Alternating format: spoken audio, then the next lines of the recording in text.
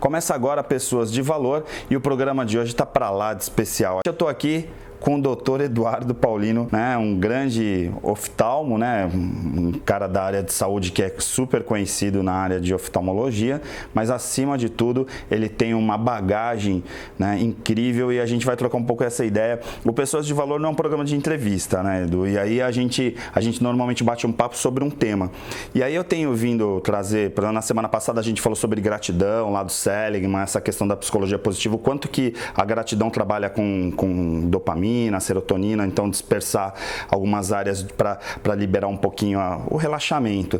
E você é um cara que, para quem não conhece, né, quem te assiste, você está no ar todos os dias também na Santa Cília, né, com o teu quadro, né, com o teu programa falando sobre saúde, mas muitas pessoas não conhecem um outro lado também, que é o Eduardo, que é ligado à cultura, que é ligado até à filosofia, né, posso dizer assim. Então você já viajou o mundo e viajou de formas diferentes, né, conhecendo diferentes. E ainda nessa sequência, quando a gente falou de contemplação, de gratidão e tal, a gente entra um pouco nos processos do cérebro, que é você entrar em contato com culturas diferentes, lugares diferentes, para sair um pouco da tua zona de conforto, para sair daquela tua rotina. E todo médico tem uma rotina alucinante, né? Você não é diferente, porque além de médico também é empresário, tem uma clínica com uma equipe enorme, né? Um hospital, quer dizer, tem todo um trabalho por trás. Como que fica essa questão? Você considera que esse momento da viagem é como se fosse um ponto de fuga do médico Eduardo Paulino? Bom, primeiro, obrigado pelo tudo que você falou, né? E então, gratidão. Olha, existe um pensador, William Osler, que ele cita uma palavra interessante chamada equanimitas, em que diz o seguinte, que nós precisamos saber responder a certas cobranças súbitas, principalmente numa cirurgia, quando alguma complicação ocorre, de uma maneira amena, equilibrada. E ele, num dos grandes discursos dele, ele cita isso, e ele mostra que o médico precisa ter isso, então ele precisa ser treinado a isso. Às vezes tem colegas que estão num momento de tensão e querendo dar o melhor de si, e aí fica nervoso com a pessoa que está do lado e tal e coisa e tal, e isso não é equanimidade. E o mundo nos ensina muito isso. Então, dentro do meu caminho, que eu trabalho com microcirurgia, né? Por exemplo, 3 milímetros para mim é um caminho longo. A espessura da córnea, 500 micras em média. Acabei de fazer uma cirurgia de miopia agora, evaporando 60% disso, 70%, quer dizer, são coisas ínfimas e que são importantes na sua precisão. E como é que você aprende a conviver com isso e da mesma forma sai daquela... Às vezes o médico só fala de medicina, não é? Realmente as viagens me abriram vários caminhos. Eu entre aspas, né, trabalhei em vários focos diferentes. Então, desde visitar países que o choque cultural é brutal e às vezes numa mesma viagem, por exemplo...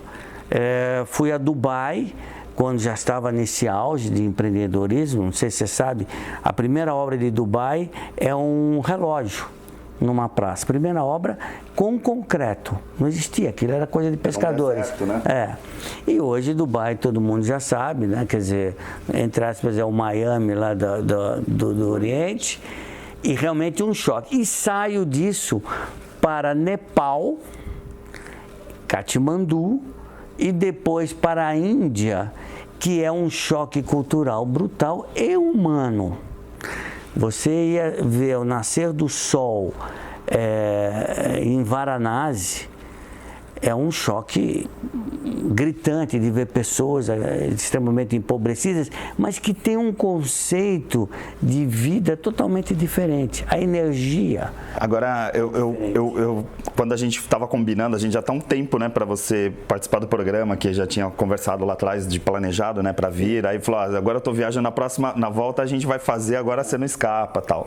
E assim, eu queria fazer uma pergunta que sempre estava lá no meu cérebro para, olha, eu vou ter que fazer essa pergunta, é assim, você trabalha com visão, né? Então assim, você dentro da sua especialidade, você é um dos caras melhores do mundo em visão.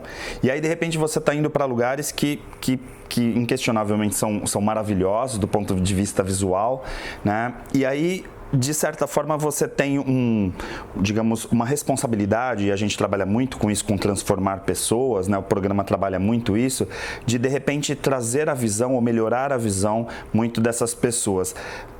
Você consegue sentir essa sua missão de melhorar, de poder proporcionar, e aí talvez é justamente a pergunta aí de fundo, né? De você, de certa forma, poder proporcionar para outras pessoas, poder ver as coisas maravilhosas que você vê? Porque, assim, a grande maioria das pessoas se comunica com o mundo através da visão. Então, hoje, a grande preocupação que existe, eu tenho o meu programa lá, o Visão Médica, há mais de 20 anos, é primeiro, educar as pessoas no sentido preventivo. Você tocou visão, então entrando um pouquinho na medicina. As pessoas se acostumam a enxergar mal, estou dizendo fisicamente. Então é muito comum uma pessoa chegar lá e falar, principalmente pessoas de idade, eu vejo muito bem, eu dirijo, tal, tira a acuidade visual 30%, 40% do que poderia ser 100%. Não, mas o senhor está enxergando mal desse jeito. Não, está errado.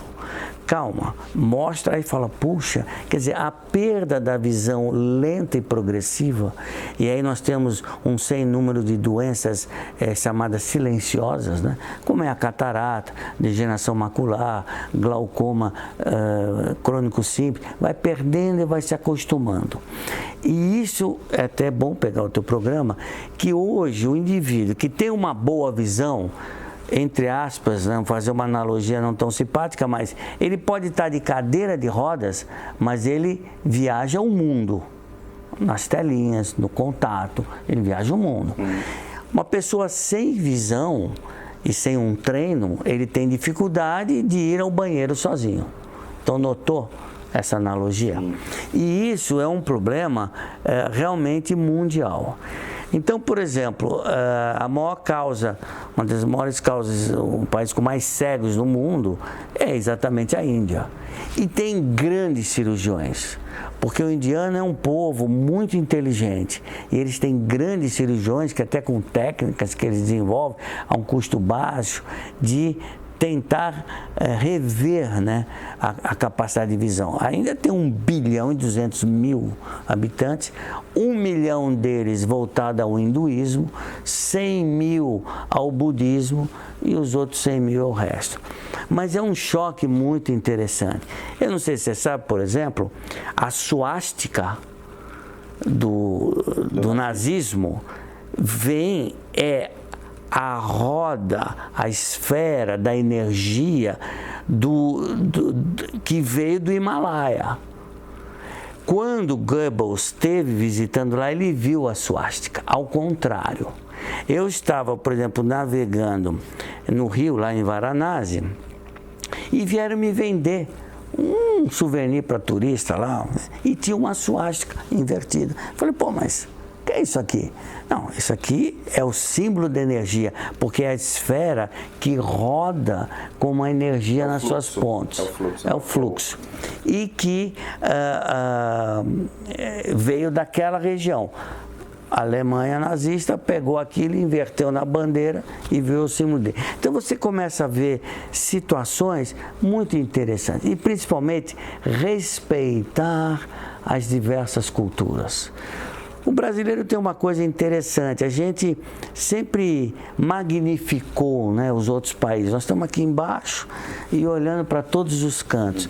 Então a gente valoriza povos que teoricamente seriam mais desenvolvidos, a Alemanha, a França, não sei o quê, e depois a forma americana. Na verdade, nós subestimamos o próprio brasileiro, né? Enquanto... Essa nossa magnitude de mesclar tudo, até na profissão, porque, por exemplo, na minha área de oftalmologia, tem muita coisa que a gente faz antes dos americanos, por exemplo. Por quê? Às vezes uma tecnologia europeia está muito bem sedimentada, mas o FDA americano não aprovou lá. Então fica um lapso de tempo e também jogo de custo, e aí o alemão lá fala, não, eu não vou pagar para o FDA para me aprovar a minha matéria. E aí a gente traz dos dois lados e corre de uma forma interessante. Uma outra forma interessante de ver o mundo é com as viagens de moto que a gente faz. Sim, isso é legal de destacar, porque a gente acabou não falando, a gente fala muito assim, né? Ah, o Eduardo viajou o mundo, né? Mas aí tem algumas peculiaridades e aí uma delas é essa questão de viajar em cima de uma moto, sentindo o vento, é um olhar diferente. É totalmente diferente, porque são viagens programadas, com infraestrutura, a gente viaja em casais, claro, então é uma segurança, não é uma coisa assim de aventura louca. É uma aventura, mas programada. O que muda é que a gente entra em lugares que o turista normal nunca irá. Como é que funciona isso hoje? Hoje tem empresas especializadas, principalmente na Europa, que é muito diversificado, que eles mandam o indivíduo para uma área, ele fica 3 meses estudando o roteiro. E aí ele cria aquele roteiro. Então, por exemplo, a gente pode andar no topo de montanhas em Highlands, na Escócia, com mais de 5.000 ovelhas ao lado, pedindo licença para passar. Algo que um turista, por exemplo, não conseguiria alcançar nunca. Entrava em fazendas, o cara vem, passa na fazenda X e tal. Andamos, por exemplo, no topo das montanhas na Córcega, onde todo mundo fala só das praias, que são maravilhosas. Então o turista vai para a praia. Agora também assim, né? E vamos falar porque aí também tem a ver com o tema do programa, que é essa questão da contemplação, né? De ligar a visão com a contemplação, que assim, tem muitas pessoas, e aí eu queria trazer para esse outro ponto, assim, para o outro extremo, que assim, existem pessoas que moram em frente à praia, que tem uma vista maravilhosa, né, na Baía de São Vicente, na Baía de Santos, no Guarujá, e passam dias, às vezes semanas, sem olhar para essa paisagem. Então, às vezes, tem esse exercício. Você tem que, quer dizer, olha, mas não vê. Então, por exemplo, em moto, você sabe que hoje até se utiliza isso como uma forma de manter todo o teu quadro neurológico na moto, como na música, no piano, por exemplo. Você está trabalhando com os 2 pés, visão ligadíssimo, sentido da velocidade, sentido de fazer uma curva junto com o corpo. Não sei se você sabe, é interessante. Você se integra à moto. Integra. Nós temos 26 órgãos proprioceptivos. O que é isso? São os órgãos que nos localizam no espaço. O principal é a visão, audição, tato, calor, frio, cerebelo, o elemento de estirar a musculatura. Então, por exemplo, você vai chutar uma bola, você já vai, se aquela bola que você acha que é de capão, aquela pesada, você já vai com a força programada. Se for uma bola de plástico que te enganou, você provavelmente vai ter um estiramento, porque a força é outra. Então, a moto, você viaja o tempo todo com todos os proprioceptivos funcionando. Diferente do carro, que você está lá na nave, quietão, claro que tem também, mas não é a mesma coisa. Claro. Então você vê o time das coisas diferentes, a velocidade mais próxima de você, porque você está com o asfalto logo no teu pé. Então, é uma forma de você sentir, aprender e ver os outros países e povos de formas diferentes. Assim, a gente fala muito aqui de mindfulness, né? Então tem muitos profissionais que vieram ao longo desse tempo no programa e a gente fala muito da atenção plena. De certa forma, a moto te obriga a estar, né? Porque assim, em tese, se você está em cima de uma moto e distrair, você pode cair, né? Então você tem que estar com a atenção plena 100%. Isso é perene o tempo todo, como no ciclismo também. Nesse setor, eu acho que uma das coisas mais completas é a música, é o instrumentista. Já fizeram um estudo, você deve saber, é claro, com 2 crianças gêmeas estudando violoncelo. Então, a interligação dos neurônios, né, porque você está com a parte motora, a parte de sensibilidade, a parte de memória, a parte da visão, alguns até desenvolvem outros lados, como os pianistas cegos, os músicos, interagindo de uma maneira brutal. E é gozado. Isso é uma automação que às vezes até grandes músicos, por uma falha de 1 segundo, perdem. Eu já vi grandes pianistas internacionais parar no meio de um concerto. Quer dizer, o cara perdeu 1 segundo, dançou. Sim. Porque tudo é automatizado, depois de muito estudo, é claro. Ó, vamos falar um pouquinho de música no segundo bloco. A gente vai chamar um intervalo rapidinho e voltamos já com Pessoas de Valor. Muita gente acha que 2020 simplesmente não existiu. Mas aqui no Célula Mater, o ano foi um dos mais intensos. A gente precisou entender o momento para se adaptar, transformar, evoluir. Tudo novo com o objetivo de sempre preservar a vida. E pode escrever, para 2021, a nossa dedicação só não será maior do que a certeza de continuarmos ao seu lado. Olá! Transformação cultural é um assunto que te interessa? Como é que você está gerenciando isso na sua organização? Está simples? Está fácil? Eu sou Eduardo Carmelo e quero te convidar para o seminário Transformação Cultural nas Organizações, promovido pela ABRH São Paulo Baixada Santista, que vai acontecer no dia 8 de março, às 19 horas. Venha conversar com a gente, vamos descobrir juntos como fazer uma transformação mais rápida e consistente. As inscrições estão aqui embaixo. Te vejo lá. Tchau, tchau.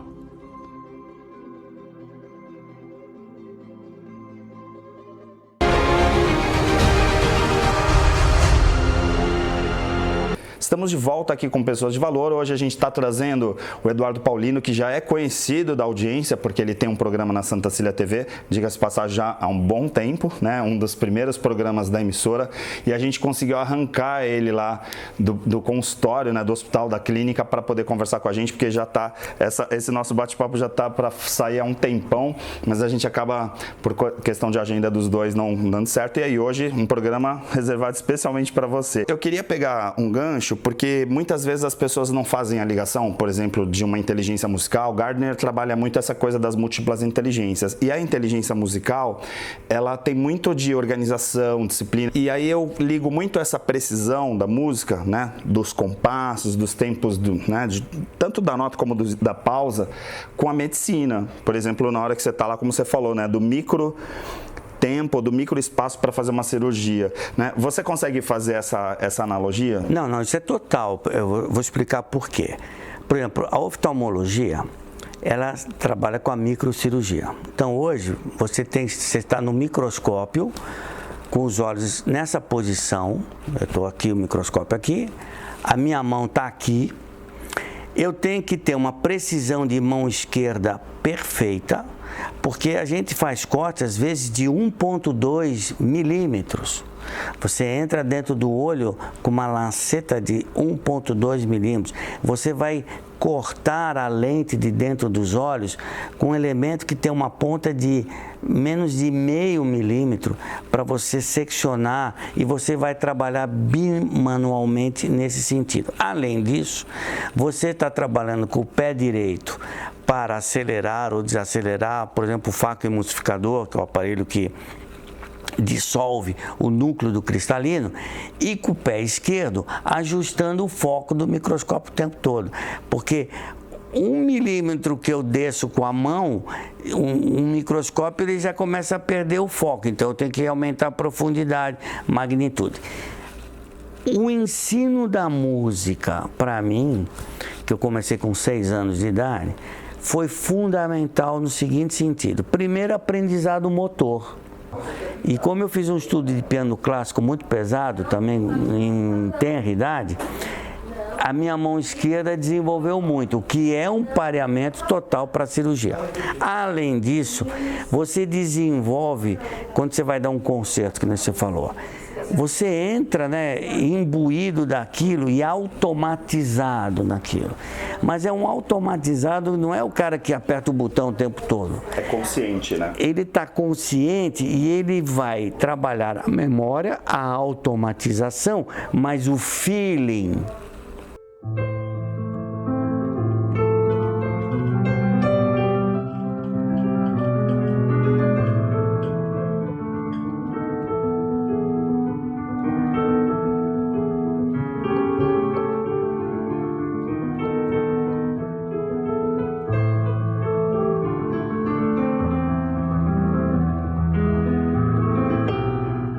Às vezes você vê pianistas que são duros.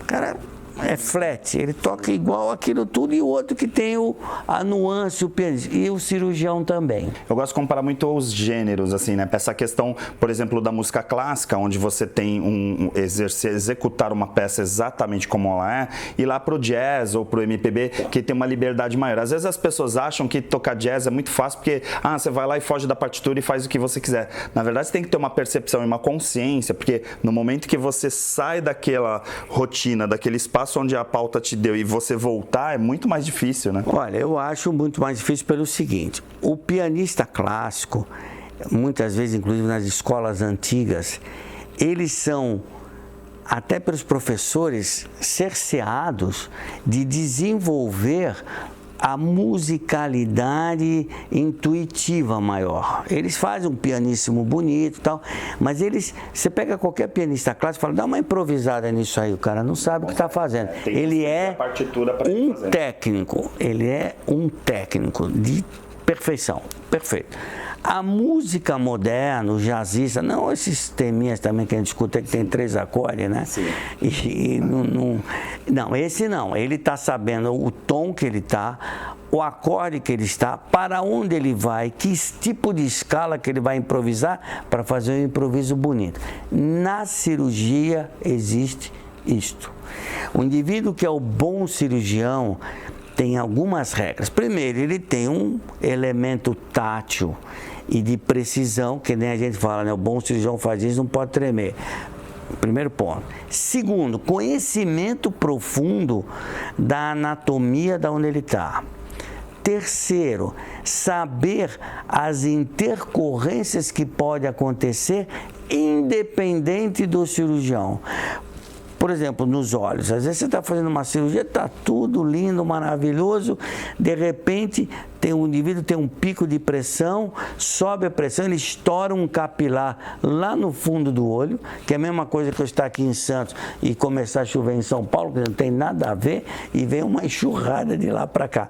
Então, nesse momento, é que você tem o cirurgião com a capacidade, não é de improviso, é de um impreviso positivo para sanar a intercorrência negativa. Isso é neuro total. Perfeito. E aí eu entro nessa questão principalmente da neurociência de estudo, né? Lógico que seria a neurologia, claro, mas dessa questão de você aprender música desde pequenininho, né? Ou seja, no momento que está desenvolvendo o cérebro, para depois ter uma habilidade na área que você escolher. Você recomendaria que todas as pessoas deveriam saber música, independente da profissão lá na frente? Porque às vezes as pessoas falam, eu não quero que meu filho seja músico. E não é sobre isso que nós estamos falando, né? Olha, hoje eu tenho um pouco de pena da juventude atual, porque eles têm tudo na mão e não tem nada. Então, o que eu estou querendo dizer? O tempo que muitas crianças perdem no joguinho, se tirasse aí 30% disso para o desenvolvimento musical, iria desenvolver uma outra forma de ver. Então vamos lá no joguinho, porque hoje, por exemplo, não sei se você sabe, 29% da população é míope no mundo. A estimativa para 2050 é que 49% vai ser míope. Porque hoje a babá... Por causa da babá. Não, total. Hoje a babá do neném é o joguinho. Os pais chegam na clínica falando, meu filho não sai o dia inteiro da televisão. Pô, é muito simples, pô, vai lá, desliga, tira o jogo e acabou. Mas não faz isso, né? Então é uma pena ter tudo na mão, instrumentos fáceis, teclados que não são tão caros, aula de YouTube aí do que você quiser, paroró, mas está perdendo o time disso. Depois o indivíduo vira um profissional de uma outra área, vai ser engenheiro e tal, mas o time passou. Então eu acho, até quem nos escuta, que tem filhos, induza isso. Faça do aprendizado da música como se fosse um jogo. Agora eu não quero te colocar numa posição complicada, que eu sei que é difícil às vezes algumas escolhas, né? Quando a gente fala, qual é o filho favorito ou qual é o lugar favorito, nem vou te perguntar isso. Mas assim, entre a música e as viagens, né? Os dois têm a ver com contemplação, os dois têm a ver com essa questão da inteligência emocional. Qual que você acha que tem mais a ver contigo? Olha, eu analiso um pouquinho diferente. Eu analiso o equilíbrio da vida. Eu sinto falta da medicina quando eu estou longe. Eu sinto muita falta da música quando estou longe. Mas nas viagens a música me abre um leque de relacionamento muito grande. E a viagem é o espírito aventureiro. Porque também você não pode, neurologicamente, dentro da tua... você ser um nerd. Uhum. O nerd, ele é... O ângulo de visão é menor. Até porque a sala de cirurgia, de certa forma, pode ser libertador também quando você tem um propósito de vida dentro daquilo. Sim. Porque às vezes as pessoas falam, poxa, é óbvio, ele é cirurgião, tá o tempo inteiro confinado, de repente, num hospital, num centro cirúrgico, e aí viajar para ver paisagem, até pareceria algo comum, sim, né? Mas não é isso, né? As coisas se somam. Elas dão uma energia, um banho emocional muito interessante. Tudo a seu tempo e na dosagem correta, claro. Agora desculpa, mas assim, vou voltar a uma questão que eu coloquei lá da paisagem local. Você tendo visto tantos lugares, tanta diversidade e tal, você ainda consegue contemplar, por exemplo, andar ali, de repente, tô ali na frente do Joinville e olhar e ver uma paisagem e tal? Isso ainda é possível? Primeira coisa, a gente tem que agradecer muito, porque Santos é maravilhoso. Realmente. Nós temos uma pintura de pôr de sol maravilhosa. As pessoas têm que aprender a olhar o que lhes cercam. Olhar e ver. É que nem viagem. A gente não sai numa viagem dessa para chegar. A gente sai para ir. Isso é totalmente diferente. O que é incrível você trazer isso, assim, de novo, né?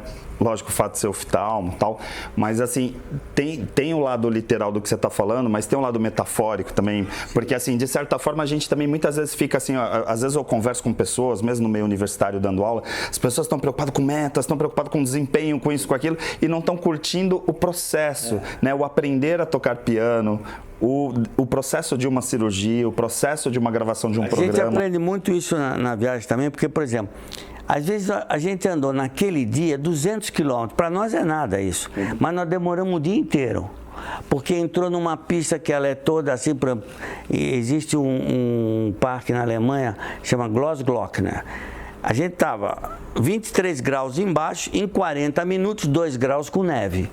Eu acho que as pessoas estão podendo viajar muito através das telas, mas está tudo muito rápido, né? Você vê Instagram, blá, blá, blá, blá, blá. Porque, de certa forma, as mídias dão a superficialidade daquilo. Porque, assim, você vê uma foto daquele lugar, você não está sentindo aquele lugar, né? Porque é diferente, né?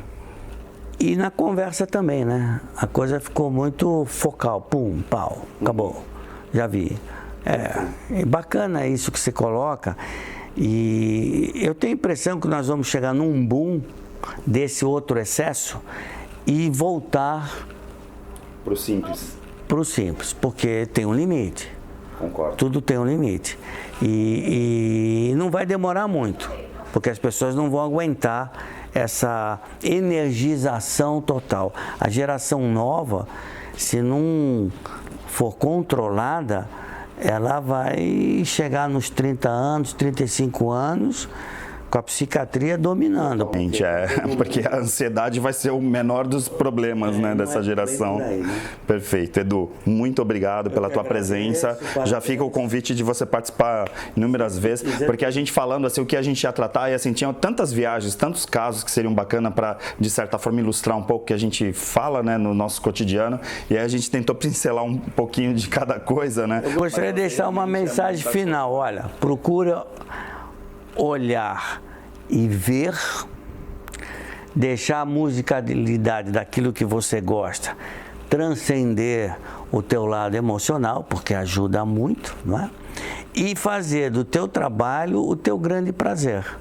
Esse mix, sem dúvida nenhuma, vai trazer a coisa que é o equilíbrio da vida que todos nós precisamos. Esse é o meu foco. Muito, muito legal, é incrível, realmente fico muito feliz pela tua presença aqui no programa. O Pessoas de Valor vai ficando por aqui, você continua com a programação da Santa Cecília TV e você já sabe, a semana que vem a gente está aqui novamente.